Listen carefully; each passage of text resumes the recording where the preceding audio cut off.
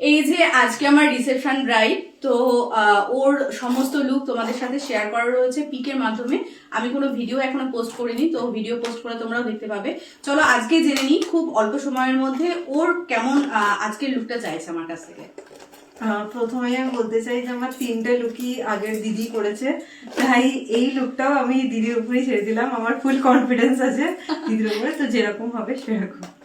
Thank you so much. তোমরা শুনতেই পেলে সম্পূর্ণটাও আমাকে ভরসা করে ওর লুকটা আজকে ওর স্পেশাল দিনটা আমার উপরে ছেড়ে দিচ্ছে। তো চলো দেখা যাক, আমরা সবাই ফাইনাল লুকের জন্য ওয়েট করি। অবশ্যই খুবই ভালো হবে আশা করা যাক। তো তোমরা ওয়েট করো, আমি দেখাচ্ছি তোমাদের ফাইনাল লুক। আজকে আমার রিসেপশন ব্রাইডও, তো দেখতেই পাচ্ছ ওকে আমি সাজানোর আগে তোমাদের সামনে পরিচয় করে দিয়েছিলাম।